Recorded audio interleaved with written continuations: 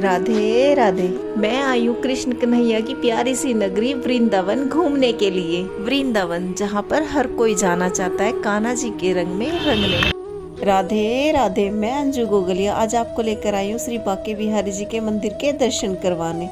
आपने वृंदावन श्री बांके बिहारी जी के मंदिर में देश और दुनिया भर से लोगों को आते और उनकी मुरादों को पूरा होते तो सुना होगा। वृंदावन में बने इस मंदिर में श्री कृष्ण जी को द्वारकाधीश के नाम से नहीं बुलाया जाता, बल्कि कान्हा, बिहारी और बंसी वाले के नाम से जाना जाता है। मथुरा जिले के वृंदावन में बना बांके बिहारी जी का ये विशाल मंदिर, जहाँ पर भक्त उनकी एक झलक देखने के लिए आतुल रहते हैं। भगवान की इस प्रतिमा में राधा और कृष्ण का मिला जुला रूप समाया हुआ है, जिसे देखने के बाद आप यहीं और इसी मंदिर में रह जाना चाहते हैं। ऐसा कहा जाता है मार्गशीर्ष माह की पंचमी को श्री बांके बिहारी जी यहाँ पर प्रकट हुए थे।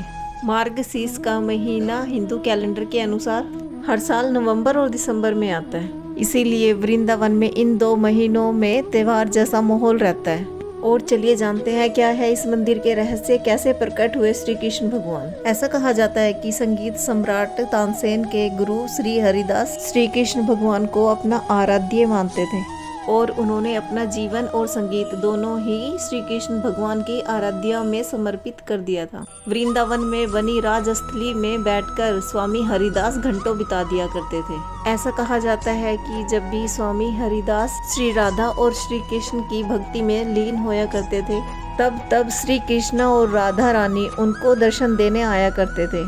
और एक दिन स्वामी हरिदास के शिष्यों ने उनसे विनती कर बोला कि हम भी श्री कृष्ण और राधा रानी जी के भव्य रूप के दर्शन करना चाहते हैं। सभी भक्तों के ऐसा कहने पर स्वामी हरिदास मान जाते हैं और फिर से स्वामी हरिदास अपने सभी शिष्यों के साथ भजन में लीन हो जाते हैं। और कुछ दिनों के बाद जब उनको श्री कृष्ण और राधा रानी ने दर्शन दिए तो उन्होंने बोला कि मेरे सारे शिष्य आपके दर्शन करना चाहते हैं। श्री कृष्ण भगवान जी ने उनकी यह बात सुनकर उनसे कहा कि अगर वो चाहते हैं तो वो राधा रानी जी के साथ वहीं पर रुक जाएंगे। स्वामी हरिदास ने कहा, कान्हा मैं तो संत हूँ और आपको तो मैं रख भी लूँ, लेकिन श्री राधा रानी जी के लिए नए वस्त्र और नए आभूषण रोज कहाँ से लेकर आऊंगा। स्वामी हरिदास जी की यह बात सुनकर श्री कृष्ण भगवान मुस्कुराए और फिर वहाँ से चले गए। स्वामी हरिदास जब ध्यान से बाहर आते हैं तो उन्होंने देखा कि राधा और कृष्ण दोनों का भव्य स्वरूप प्रकट हो चुका है। इसके बाद स्वामी हरिदास और उनके शिष्य राधा और कृष्ण के इस भव्य स्वरूप को देखकर धन्य हो गए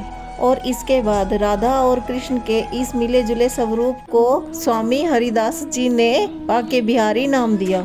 और माना जाता है कि राधा और कृष्ण के इस स्वरूप को देखकर सबकी मनोकामनाएं पूरी होती हैं। आपको ये जानकर हैरानी होगी कि बांके बिहारी जी की मूर्ति के सामने हर 2-2 मिनट के बाद पर्दा लगाया जाता है। मान्यताओं के अनुसार ऐसा इसलिए किया जाता है क्योंकि बांके बिहारी जी बाल रूप में है और वो बड़े नटखट हैं। और जब भी कोई भक्त उनसे सच्चे दिल से नजरें मिला लेता है, वो भक्त की भक्ति में इतने विभोर हो जाते हैं कि वो उनके साथ चले जाते हैं। बांके बिहारी जी प्रेम के भूखे हैं और वो अपने भक्त की भक्ति से वशीभूत हो जाते हैं। बिहारी जी के मंदिर में भक्त आंखें बंद कर पूजा नहीं करते, बल्कि बिहारी जी की आंखों में आंखें डालकर उन्हें निहार कर उनकी पूजा करते हैं।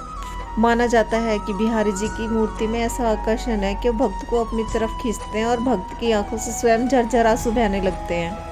श्री कृष्ण भगवान की लीलाएं। माना जाता है कि विष्णु भगवान के 8वें अवतार माने जाने वाले श्री कृष्ण भगवान आज भी इस मंदिर में विराजमान। ऐसे कई चमत्कार हुए हैं कि पंडित भी हैरान थे और तभी से मंदिर में पर्दा प्रथा बनाई गई।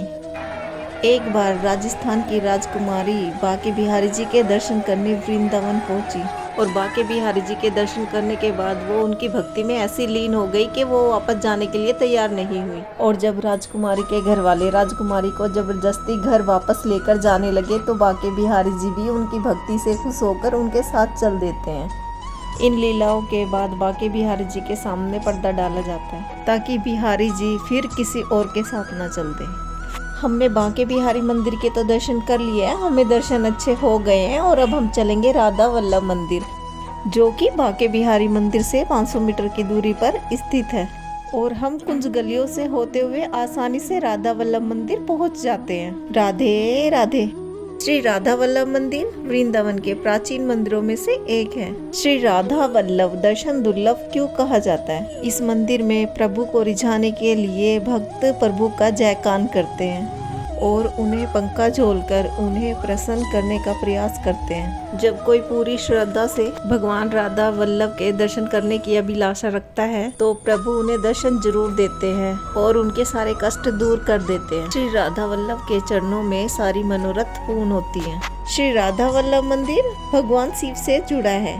पौराणिक कथाओं के अनुसार शिव भगवान के एक ब्राह्मण उपासक थे जिनका नाम था आत्मदेव, और एक बार उन्हें भगवान शिव के दर्शन पाने की इच्छा हुई। फिर क्या था, वो भगवान शिव की कठोर तपस्या करने लगे। अब भोलेनाथ तो भोलेनाथ है, वो ठहरे बहुत ही सरल, और वो आत्मदेव के कठोर तप को देखकर बहुत ही प्रसन्न हुए और उनसे वरदान मांगने को कहा। और फिर आत्मदेव ने वरदान मांगा और उसने वरदान मांगा, हे भगवान, जो आपके हृदय को सबसे प्रिय हो मुझे वो ही दे दीजिए। तब शिव भगवान ने अपने हृदय से राधा वल्लभ लाल को प्रकट किया और साथ ही उनकी सेवा करनी और उनकी पूजा करने की विधि बताई। और फिर आत्मदेव ब्राह्मण के वंशज उनकी पूजा करते रहे। और फिर एक दिन श्री हरिवंश प्रभु के सपने में आकर राधा रानी ने बोला कि आत्मदेव से मेरे इस स्वरूप को ले जाकर वृंदावन में स्थापित करो।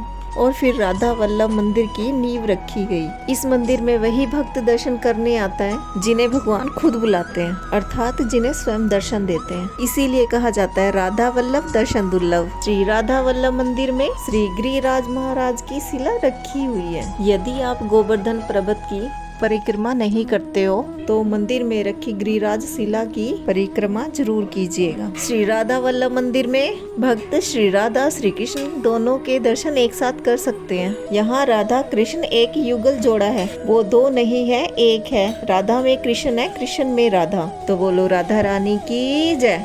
अगर आप बांके बिहारी जी के भक्त हो तो आपको इस मंदिर में एक बार अवश्य दर्शन करने आना चाहिए। राधे राधे। बांके बिहारी मंदिर तक पहुंचने के लिए सभी विकल्प उपलब्ध हैं, हवाई मार्ग, रेल मार्ग और रोड मार्ग।